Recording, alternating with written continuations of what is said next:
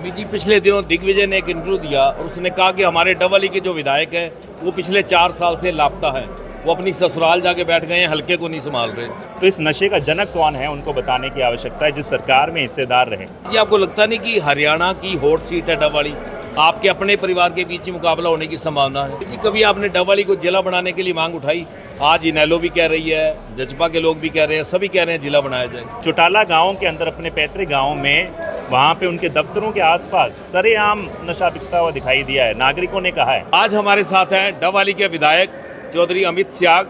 उन्हीं से बात करते हैं कि कांग्रेस की जो ये पूरे प्रदेश में यात्रा चल रही है, आज वो सिरसा आए हैं। भूपेंद्र हुड्डा जी बैठक लेने के लिए धन्यवाद कर रहे हैं लोकसभा की 5 सीटें लेने पर। उन्हीं से बात करते हैं कि क्या है आज के कार्यक्रम का उद्देश्य। देखिए बलजीत जी, आज जैसे पूरी कांग्रेस पार्टी की इकाई है, उदयभान जी, हुड्डा साहब मिलकर ये हर एक ज़िले के अंदर जो लोकसभा के अंदर जनता ने एकजुट होकर कांग्रेस पार्टी के ऊपर अपना आशीर्वाद दिया, साथ सहयोग समर्थन दिया लोकसभा चुनाव में, उसके लिए कार्यकर्ताओं का विशेष करके और जनता का आभार व्यक्त करने के लिए आज सिरसा में। धन्यवाद के साथ साथ जो कार्यकर्ताओं में उत्साह है, जोश है, इसको देखते हुए विधानसभा के लिए क्या कहेंगे? देखिए, मैं खुद कहूँ इससे अच्छा आप भी, मेरे ख्याल से जितने भी मीडिया के कर्मी भी हैं, और ओवरऑल जो आज रिपोर्ट है, हर एक व्यक्ति कहता है कि 55 से 60 सीटें कम से कम, मतलब पूर्ण बहुमत की सरकार आज कांग्रेस पार्टी की बनती जा रही है। पर मैं वही उदाहरण अभी दे रहा था कि जिस प्रकार से जब लोकसभा का चुनाव भी शुरू नहीं हुआ था, यहाँ पर कुमारी शैलजा जी के आने से पहले आम चर्चा थी कि 1 लाख वोटों से जीत सकते हैं। दीपेंद्र हुड्डा जी की 2.25 लाख वोटों की चर्चा थी। और जब जनता ने मन बना लिया और जनता चुनाव लड़ने लगी, वही आंकड़ा बढ़ के और लाखों में बढ़ गया था। तो मैं वही हालात कह रहा हूँ, एक शुरुआत है और जैसे जैसे माहौल बनता जा रहा है, नए नए लोग पिछले 1.5-2 सालों में अलग अलग पार्टियों को भी छोड़कर आए हैं, और जिस प्रकार का एक जन समर्थन कांग्रेस के लिए है, मैं मानता हूँ एक पूर्ण बहुमत की बड़ी ऐतिहासिक जीत होगी और एक मैं मानता हूँ एक बेहतरीन सरकार आने वाले समय में जनता को। 3 लाख वोटों से जीत होना, इसके पीछे क्या कारण लगाते हैं?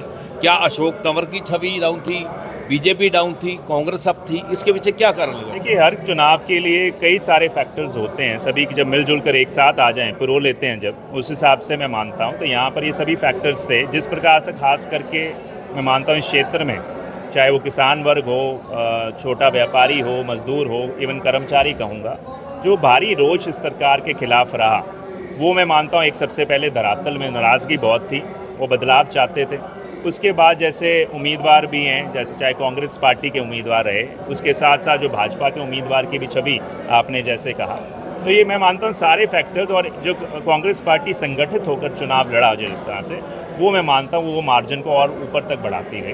तो ये सारे फैक्टर्स एक साथ काम के, कार्यकर्ताओं ने धूप के अंदर, मैंने खुद मैं मानता हूँ हर कस्बे में डोर टू डोर जाके किया, तो जो मेहनत है कार्यकर्ताओं की, उसने सोने पर सुहागा करती है।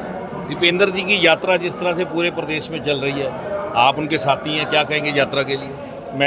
मेरी तरफ से शुभकामनाएं हैं, और मैं मानता हूँ एक ऐसे नेता हैं जिनको पूरा हरियाणा, उनके जो कार्यशैली है, उनकी जो सादगी है, जो जिस प्रकार से वो काम करते आए, उनके मैं मानता हूँ मुरीद हैं, और उम्मीद है जल्द से जल्द वो सिरसा ज़िले के अंदर भी आएंगे इस यात्रा को लेकर, और जनता और कार्यकर्ताओं में पूरा उत्साह है। और मैं मानता हूँ वो जिस प्रकार का एक जन समर्थन कांग्रेस के लिए चल रहा है, उसको और ज़्यादा ताकत देने का काम करेंगे। अमित जी, पिछले दिनों दिग्विजय ने एक इंटरव्यू दिया और उसने कहा कि हमारे डबल ई के जो विधायक हैं वो पिछले 4 साल से लापता हैं। वो अपनी ससुराल जाके बैठ गए हैं, हल्के को नहीं संभाल रहे।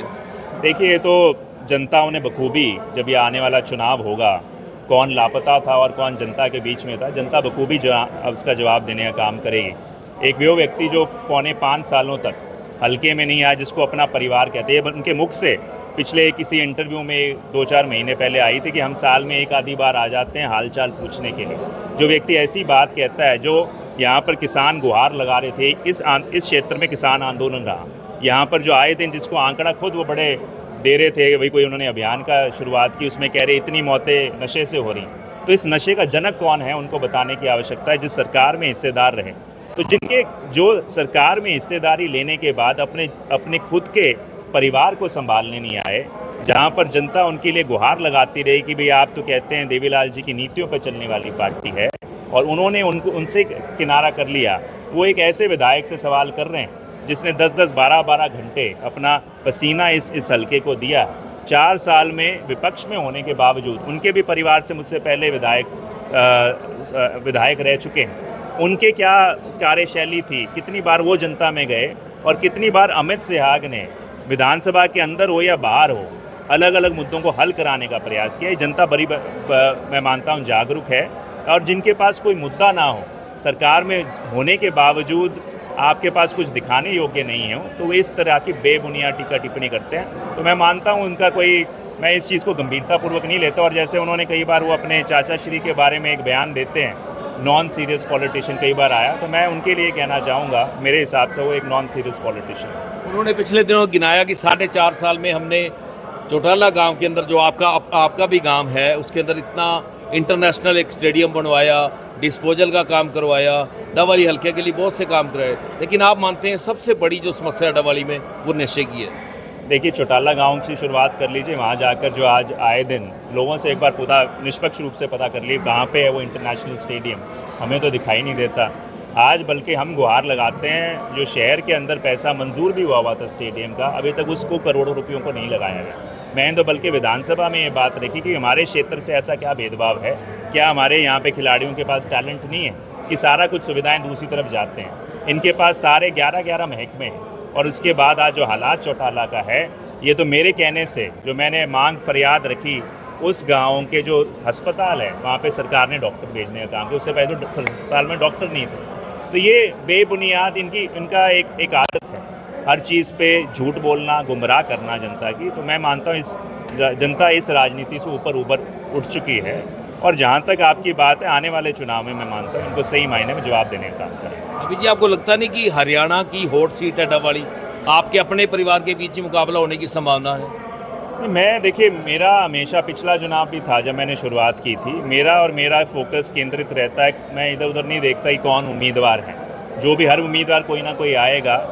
और ये मैं मानता हूँ बिल्कुल एक राजनीतिक रूप से एक हॉट सीट इस हिसाब से रही है, क्योंकि एक तरीके से यहाँ से एक परिवार का बहुत बड़ा जो इस हरियाणा की राजनीति में उनका कद रहा है, तो इस हिसाब से हमेशा कभी भी चुनाव होगा इसको एक हॉट सीट माना जाएगा। पर मैं कौन दूसरी तरफ नुमाइंदा है, कौन उम्मीदवार है, उस पर ना ध्यान केंद्रित करके चाहे मेरा कार्यकाल का अंतिम दिन हो जैसे इस कार्यकाल का, या अगला चुनाव, मेरा जुड़ाव सीधा जनता से है, और मेरा फोकस केवल जनता और उनकी समस्याओं पर रहता है। अभी जी, कभी आपने डवाली को जिला बनाने के लिए मांग उठाई? आज इनेलो भी कह रही है, जजपा के लोग भी कह रहे हैं, सभी कह रहे हैं जिला बनाया जाए। ये बात दुर्भाग्यपूर्ण है शायद, क्योंकि जिस प्रकार से शायद चीज़ों का प्रचार प्रसार होना चाहिए, मैंने बल्कि अभी कुछ ही दिनों पहले एक वीडियो भी जनता को और जागरूक करने के लिए डाली थी, मैं आपको भी बलजीत जी उसको शेयर करूंगा, कि अगर किसी व्यक्ति विशेष के कारण, मैं मानता हूं आज डवाली पुलिस ज़िला बना, मैं ये नहीं कोई अहंकार में नहीं कह रहा, क्योंकि मुझसे पहले किसी ने इस मुद्दे को यहाँ पर आगे ये भी नहीं माना था कि मुद्दा हल हो सकता है, ये मांग पूरी हो सकती है। मैंने अपने कार्यकाल की शुरुआत से 2020 जुलाई में मैं पूर्व मुख्यमंत्री मनोहर लाल खट्टर जी से मिला था, मैंने उनके समक्ष आंकड़े तैयार करके दिए थे, और उस समय मैंने ज़िले की मांग पहली बार रखी। उसके बाद 3 बार विधानसभा में अलग अलग तथ्य देकर, और वो स्पीच अगर आप सुनेंगे बारी बारी उठाता रहा। आखिरी जो मेरा विधानसभा में था 2023 का फरवरी में, मैंने बाकायदा सरकार को एक चुनौती दी थी कि अगर सरकार अब पुलिस ज़िला या ज़िला नहीं बनाती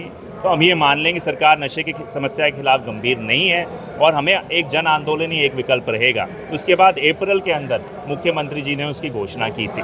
तो मैंने इस कोई औपचारिकता मात्र नहीं, इस मुद्दे को लेकर आया हूँ, और अंतिम छोर तक, चाहे तथ्यों की बात हो, चाहे मुलाकात की बात हो, चाहे विधानसभा की बात हो, हर तरीके से उठाने का काम किया। अब तो ये जब चुनाव आ जाएंगे तो चुनाव में सारी पार्टियां जनता को गुमराह करने का प्रयास करेंगी, और मेरा इसको पूर्ण ज़िला बनाने के लिए भी उसी तरीके से पूरा सहयोग, समर्थन, और मैं इसका जिस तरीके से पहले नेतृत्व करता आया हूँ उसको नेतृत्व करने का काम। ऐसे एमएलए आपका क्या कहना है, अभी पुलिस जिला बनने के बाद क्या नशे पे, नशा तस्करी पे रोक लगी?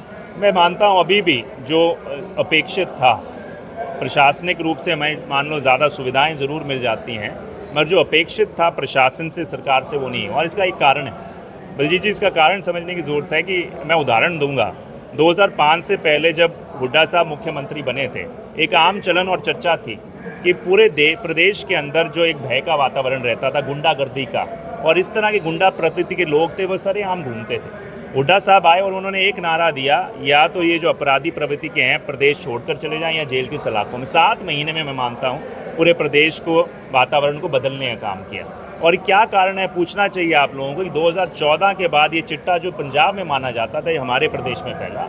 कारण सिर्फ ये है कि जो ऊपर बैठे हुए लोग हैं, जब तक उनकी गंभीरता, उनका कहीं ना कहीं प्रवृत्ति का क्या, उनकी सोच का फ़र्क है, वहाँ से होता होता नीचे जाता। प्रशासनिक रूप से तभी कार्रवाई हो सकती है जो ऊपर से उस मुद्दे के बारे में। तो मैं मानता हूँ इनके जो नेता रहे और जो क्षेत्रीय नेता जो आप कहते हैं कि हम नशे खिलाफ अभियान रहेंगे, चौटाला गांव के अंदर अपने पैतृक गांव में, वहाँ पे उनके दफ्तरों के आसपास सरेआम नशा बिकता हुआ दिखाई दिया है। नागरिकों ने कहा है और किसी ने कोई सुध लेने का काम नहीं किया। सिर्फ चुनाव तक उनके लिए ये नारे बन के रह जाते हैं और चुनाव के बाद कोई गंभीरता नहीं। तो मैं ये कहता हूँ अभी भी लड़ाई बहुत लंबी है और इसका सबसे बड़ा जब ही होगा जब सरकार में बदलाव होगा और ऐसे मुख्यमंत्री आए, ऐसी सरकार आए जो इस मुद्दे के बारे में सही मायने में संवेदनशील। पिछले दिनों आपने देखा अबूब शहर के अंदर सुबह अजय चौटाला एक पत्थर रख के आते हैं, शाम को उसी का उद्घाटन जो है वो आदित्य चौटाला करते हैं। वही आपने इसी तरह का नज़ारे जो है, जो ये गठबंधन की पहले सरकार रही, ठगबंधन की कह लीजिए, जब हमारा नगर परिषद का चुनाव हुआ था, जहाँ दोनों नेता एक दूसरे पे के जो महकमे थे उन पे भ्रष्टाचार का घोर आरोप लगा रहे थे। और ये इससे बड़ा मतलब हास्यास्पद क्या हो सकता है कि आज इस तरह के मैं मानता हूँ इनका क्रेडिट लेने की होड़ में चुनाव से पहले इस तरह की गतिविधियाँ हो रही हैं। अगर क्रेडिट जनता अपने आप देती है, अगर आपने कोई सच्चे मन से प्रयास किए होते, झूठे नींव पत्थर तो उन्होंने जब लोकदल की सरकार थी उस समय भी लगाए थे। आपको याद होगा रेलवे ओवरब्रिज का लगाया था, क्या हालात हुए। तो जनता मैं मानता हूँ इस मामले में बड़ी जागरूक है और आज एक और एक विकल्प है, वो कांग्रेस पार्टी को देख रही है। लास्ट सवाल मेरा ये है, जो प्रदेश में लॉ एंड ऑर्डर की स्थिति है, फिरौतियाँ मांगी जा रही हैं, कत्ल हो रहे हैं। देखिए मैं खुद नहीं कहूँगा, ये भाजपा की केंद्र सरकार की एक रिपोर्ट आई थी। उस रिपोर्ट में ये कहा गया कि जो आज सबसे असुरक्षित प्रदेश है वो हरियाणा प्रदेश है। तो जब भाजपा की केंद्र सरकार की जो इस तरह के डिपार्टमेंट संभालती है, उनकी रिपोर्ट ये अपने आप में मानती है, तो हमें कुछ कहने की आवश्यकता नहीं। जनता खुद हर रोज़ महसूस कर रही है। मेरे तो दिवाली का एक बिल्कुल संवेदनशील एरिया बिल्कुल कोने में पड़ता है। आजकल ऐसा है खुलेआम, पहले तो कोई नकाबपोश आता था, अभी एक शहर के अंदर घटना हुई जहाँ पर पीछे चौकी है और नीचे से चोर आए, ऊपर चले गए बिना नकाब के। पुलिस का एक कर्मी नीचे बैठा था, अपना इलाज कराने आया, चोर चोरी करके निकल लिए और दिन दिहाड़े। ऐसे हर रोज़ की वारदातें। तो मैं ये मानता हूँ लॉ एंड ऑर्डर इस प्रदेश में कोई नाम की चीज़ नहीं है और इसी कारण से सभी अपराधियों के बुलंद हैं हौसले। इन हौसलों को तोड़ने का, इस लॉ एंड ऑर्डर को दोबारा प्रदेश को देने का काम कांग्रेस पार्टी की सरकार करेगी। तो ये थे डबवाली के विधायक अमित स्याग, जिन्होंने पूरा दावा किया कि 2024 के विधानसभा चुनावों में कांग्रेस अपना परचम फहराएगी। हरियाणा तक के लिए सिरसा से बलजीत सिंह।